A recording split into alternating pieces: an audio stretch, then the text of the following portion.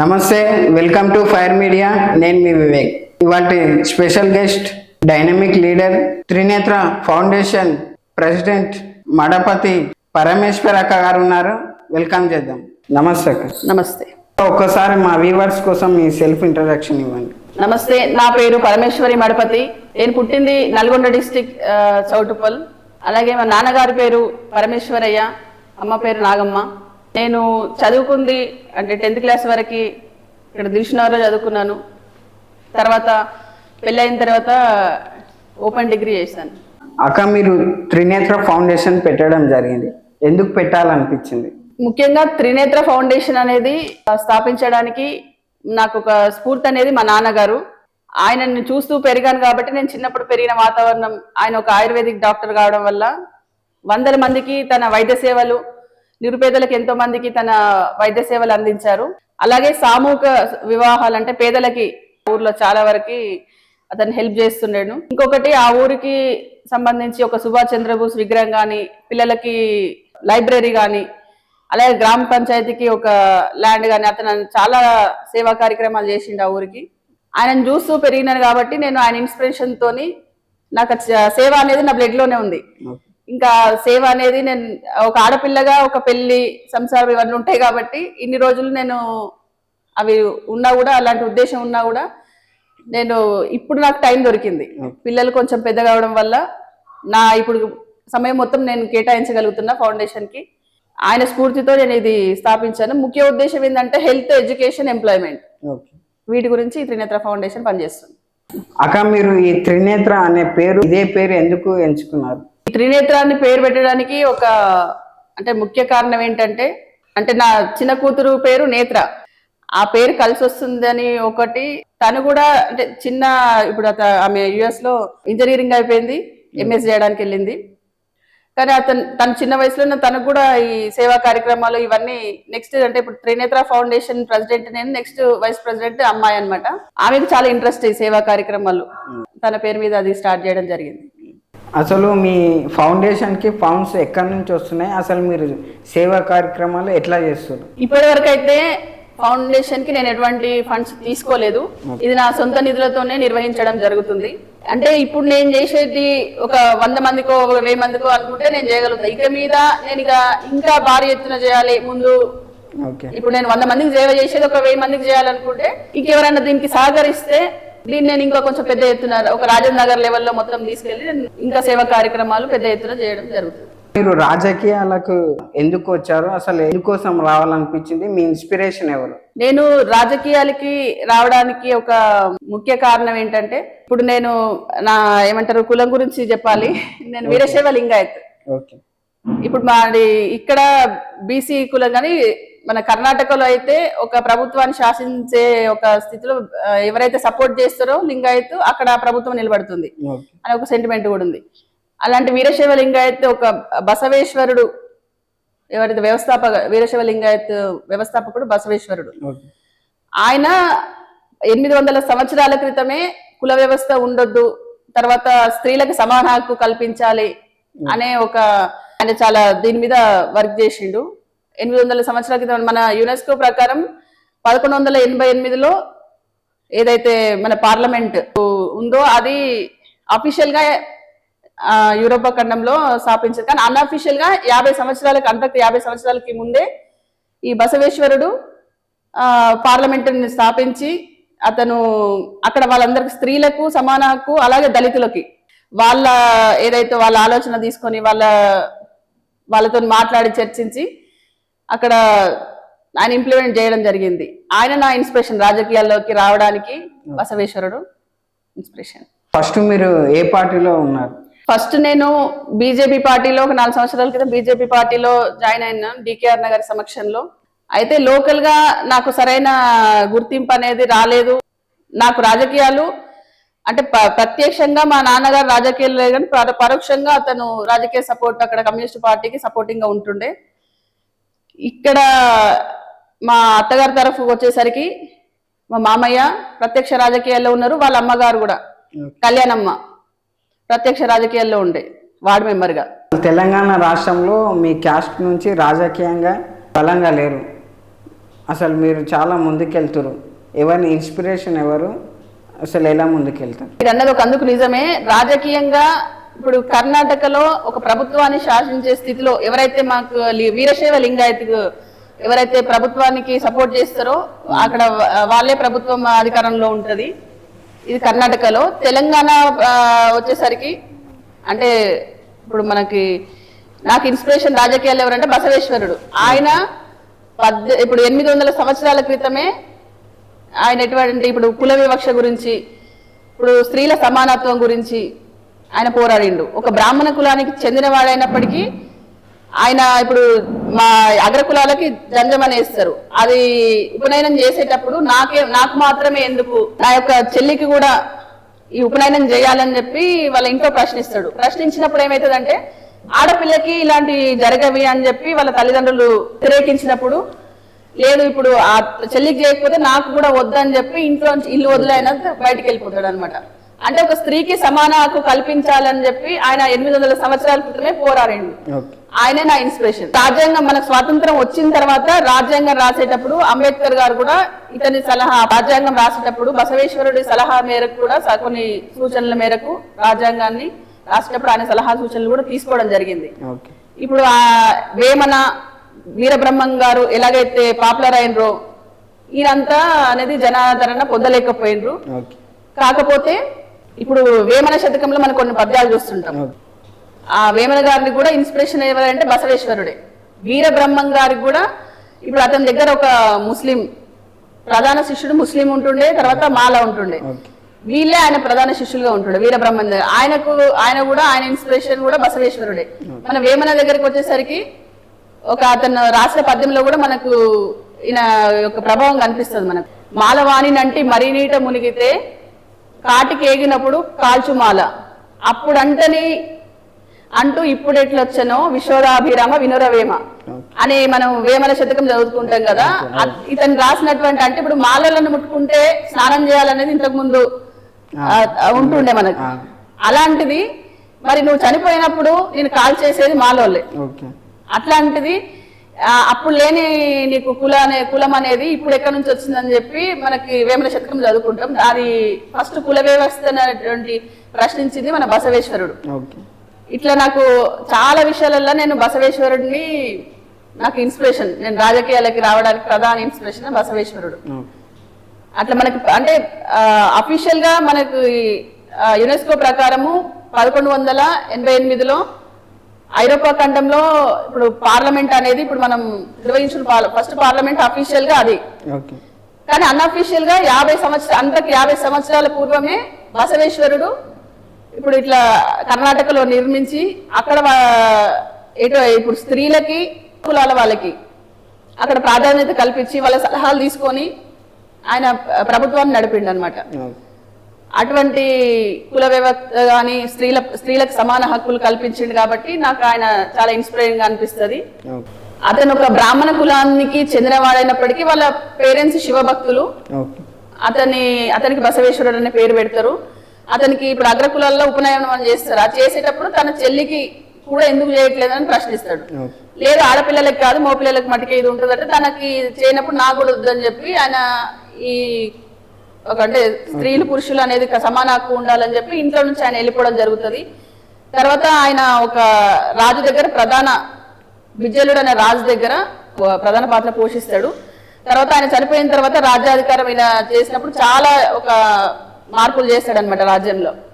ఎట్లా అంటే స్త్రీలకు కూడా సమాన హక్కు కల్పించాలి, తర్వాత ఎవరైతే తక్కువ కులం వాళ్ళు ఉంటారో వాళ్ళందరూ కూడా సమాన హక్కులు కల్పించాలని చెప్పి పార్లమెంట్ గా పిలుచుకునేది 800 సంవత్సరాల క్రితమే కర్ణాటకలో బసవేశ్వరుడు అనుభవ మంటపం అనే పేరుతోని ఆయన నిర్మించి అక్కడ అన్ని కులాల వాళ్ళని ఇన్వాల్వ్ చేసి అక్కడ స్త్రీలను కూడా సమాన హక్కు కల్పించి వాళ్ళ సలహాల సూచనల మేరకు ప్రభుత్వాన్ని నడిపిస్తుండే.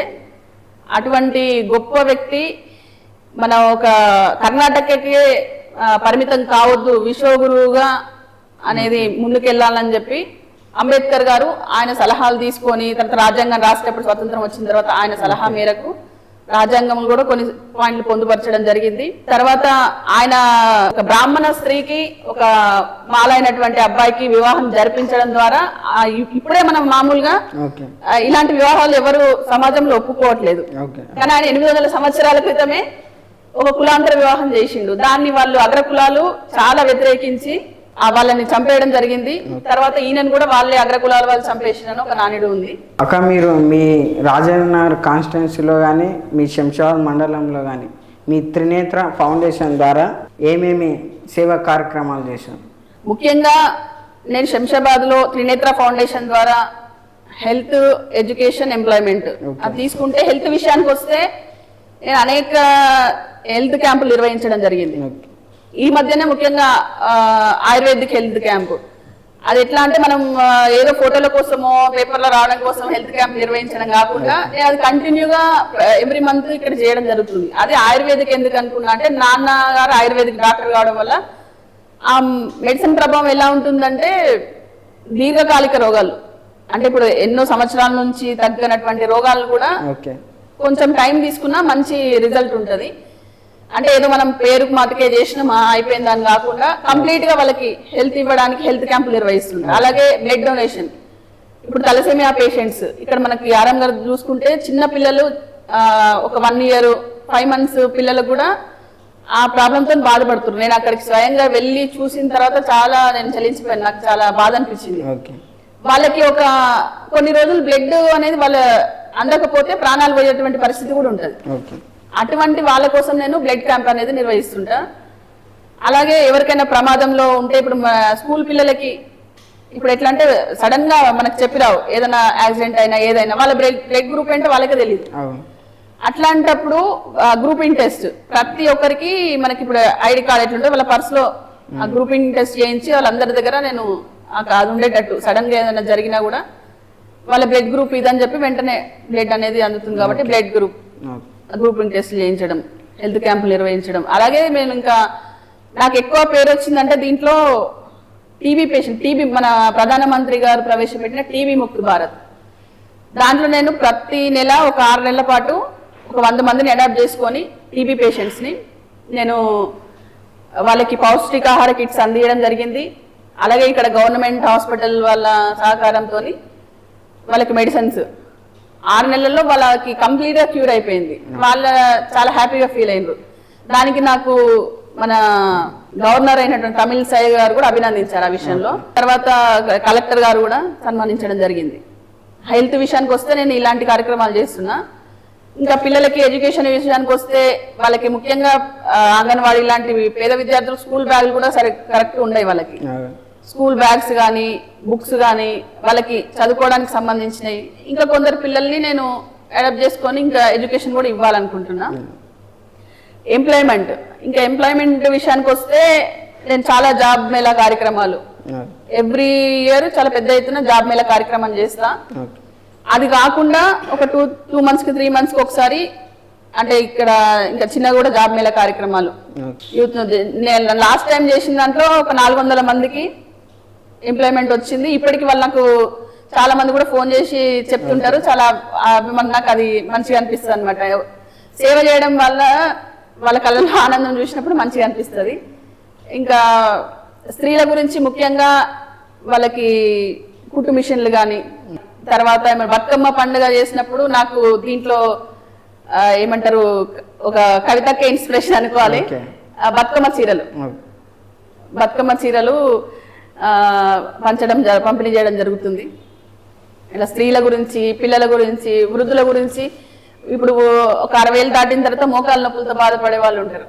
వాళ్ళ గురించి నేను ఫ్రీ ఆయుర్వేదిక్ మెడిసిన్ ప్రొవైడ్ చేస్తున్నాను. మా నాన్నగారు అనేది ఊరికి అంత సేవ చేసి దాదాపుగా ఆయన ఒక అప్పట్లోనే ఒక 30-40 ఎకరాల భూమి అనేది సేవకే కేటాయించి ఆయన సేవ చేయడం జరిగింది. కానీ ఎక్కడ కూడా ఇప్పుడు ఊరందరికి మనం ఒక ఎట్లా అంటే మజ్జిగ పంచుతోనో ఒక 500 పెట్టి వాటర్ పంచుతోనే మనం మన పేరు అనేది పెద్ద బ్యానర్లలో వేయించుకుంటాం. కానీ ఆయన కొన్ని సంవత్సరాల పాటు ఒక 30-40 ఏళ్ల పాటు ఒక ఊరికి మొత్తం ఆయన ఇచ్చిన భూమి, ఆయన ఇచ్చిన వాటర్ ట్యాంక్ నీళ్లు తాగిండ్రు. కానీ ఆయన ఎక్కడ ఆయన అనేది ఒక పేరు కూడా మెన్షన్ చేయొద్దని చెప్పిండు. నేను చూపించుకోవడానికో ఏదో ఆశించి కాదు, అది నా ఆత్మ సంతృప్తి, నాకు తెలిస్తే చాలు నేనేం చేస్తున్నా అనేది ఆ పైన శివుడు చూస్తాడు, నాకు తెలిసి అంతే తప్ప నేను ఎక్కడ కూడా నేను ఏదో ఆశించి చేయట్లేనని అటువంటి ఆయన కూతుర్ని నేను. నాకు అట్లా ఏదో ఆశించి స్వార్థంతో చేసే రకం అయితే కాదు నేను సేవ అనేది. అక్క మీరు ఫస్ట్ బీజేపీ పార్టీలో ఉన్నారు, సడన్ గా ఈ పార్టీ మారాల్సిన అవసరం ఏముంది? ఇప్పుడు మనం మామూలుగా అయితే ఒక టెంపుల్కి వెళ్తుంటాం, మొక్కిన వరం ఇయ్యని దేవుడు అని చెప్పి ఒక పద్యం కూడా ఉంది. ఇప్పుడు అంటే మనం ఏదైతే గుడికి వెళ్తామో మన వరాలు కోరికలు తీరకపోతే ఆటోమేటిక్ గా ఇంకో గుడి అనేది వెళ్తుంటారు కదా. నేను నా సాయశక్తులు ప్రయత్నించి మొత్తం నేను ఒక 3-4 years ఒక పార్టీకి పనిచేసినప్పుడు నాకు సరైన గుర్తింపు రాలేదు అక్కడ. ఇంకొకటి సరైన గుర్తింపు అంటే మీరు గుర్తింపు కోసమే చేస్తున్నారని నేను సేవ అనేది నేను ట్రస్ట్ ద్వారా నా ఆత్మసంతృప్తి కోసం నేను సేవ అనేది చేస్తా, ఇక ముందు కూడా చేస్తూనే ఉంటా. కానీ రాజకీయానికి వచ్చేసరికి నాకు ఇప్పుడు మీరు ఏదైనా మామూలు ఇంట్లో ఒక వంట చేస్తేనే బాగుంది అంటే నెక్స్ట్ ఇంకొంచెం మంచి చేస్తాం.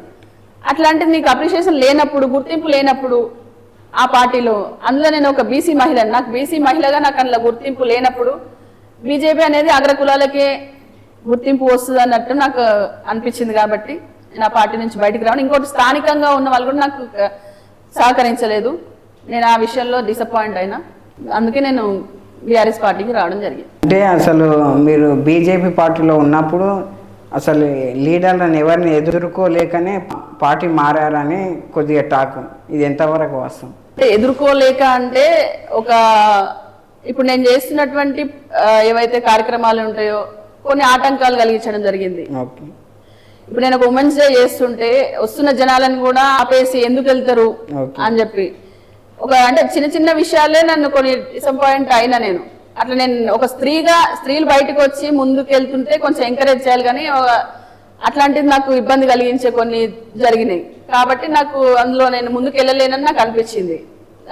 నాకంటే అర్హత లేని వాళ్ళకి అక్కడ పోస్టులు ఇవ్వడము, వాళ్ళని ఎంకరేజ్ చేయడము, అర్హత ఉండి నేను ఇంత డబ్బు ఖర్చు పెట్టుకొని నా సొంత నిధులు ఖర్చు పెట్టుకొని నేను పనిచేస్తున్నప్పుడు నాకు అటువంటి ఎంకరేజ్మెంట్ జరగలేదు. కాబట్టి నేను బీఆర్ఎస్ పార్టీకి రావడం జరిగింది.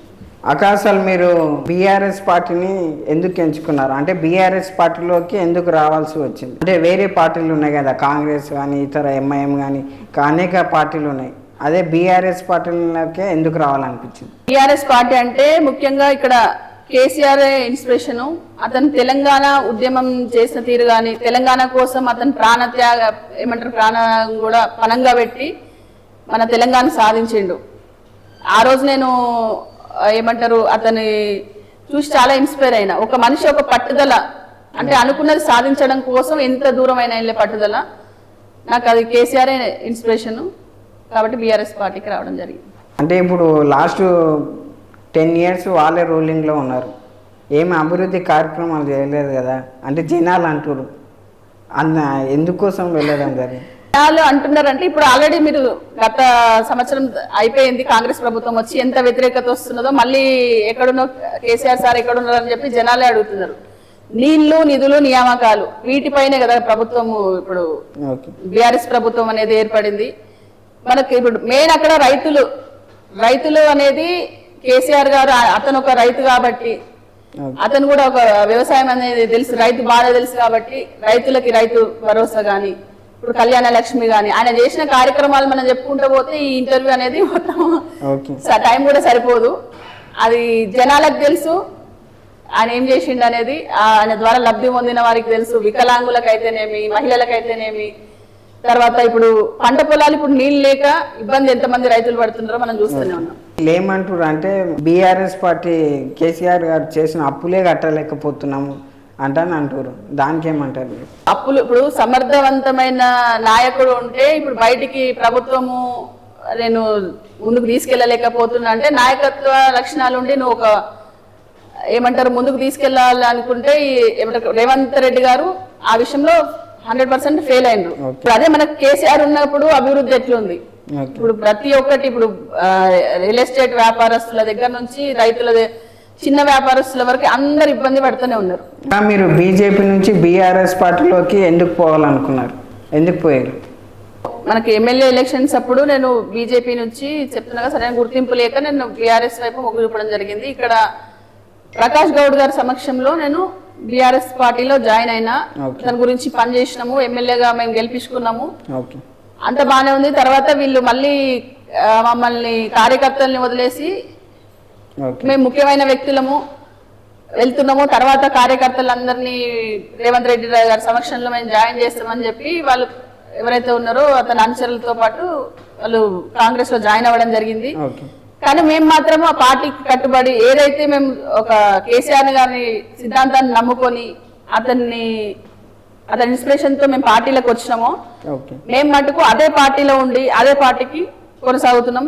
ఇప్పుడు మనకి బీఆర్ఎస్ రాజేంద్ర నగర్ ఇన్ఛార్జ్ గా కార్తిక్ రెడ్డి గారు ఉన్నారు. అన్నగారికి సపోర్టింగ్ గా పనిచేస్తూ ఇక ముందు కూడా అన్నగారితోనే ఉంటూ అన్నగారిని ఎమ్మెల్యేగా గెలిపించుకోవాలనేదే మా యొక్క లక్ష్యం. అక్క, రానున్న రోజుల్లో మీ రాజకీయంగా ఎలా ముందుకెళ్తారు? ఇప్పుడు నేను మా మామయ్య ఏదైతే ఆయన వార్డ్ మెంబర్ అంటే సత్యనారాయణ యాదవ్ గారు ఉన్నప్పుడు సర్పంచ్ గా ఉన్నప్పుడు ఈయన వార్డ్ మెంబర్ గా ఉండే మామయ్య. అంటే వాళ్ళ మదర్ ఉన్నప్పుడు అంటే నేను శంషాబాద్కి రాలేదు అది తెలియదు, కానీ తర్వాత మామయ్య వార్డ్ మెంబర్ గా ఉన్నాడు.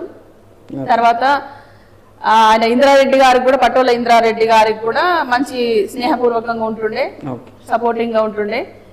ఇప్పుడు మామయ్య గారి ఏదైతే ఉందో అంటే కుటుంబ పరంగా నేను ఆయన ముందుకు తీసుకెళ్లాలనుకుంటున్నా, రాజకీయ పరంగా ఆయన రాజకీయ వారసురాలుగానే నేను ముందుకు వెళ్దాం అనుకుంటున్నా. అలాగే నేను ఈ విషయంలో అంటే పార్టీ బీఆర్ఎస్ లో జాయిన్ అయిన తర్వాత సబితారెడ్డి గారిని అమ్మగారిని తర్వాత కార్తిక్ అన్నని కలిసి మాట్లాడడం జరిగింది. వాళ్ళు నాకు మంచిగా రెస్పాన్స్ అయ్యి అంటే లేదమ్మా నువ్వు మీరు ముందుకెళ్ళండి మీ ఫ్యామిలీ గురించి కానీ, ఇప్పుడు మన సిద్దులగుట్టకు కూడా హోమ్ మినిస్టర్ ఉన్నప్పుడు సిద్దులగుట్టకు కూడా విజిటింగ్ చేస్తుండే మేడం గారు. అప్పటి నుంచి కూడా మా మామయ్య ఉన్నప్పటి నుంచి కూడా వారి కుటుంబంతో మంచి సంబంధాలు ఉన్నాయి మాకు. సబితమ్మ గారు కూడా మంచి సపోర్టింగ్ చేస్తున్నారు, ముందుకెళ్ళండి మీరు ఒక మహిళగా మీరు ఈ రాజకీయాల్లో కొనసాగాలని చెప్పి మంచి సపోర్ట్ చేస్తున్నారు. అలాగే కార్తిక్ అన్న గారు కూడా మాకు మంచి రెస్పాన్స్ ఇస్తున్నారు.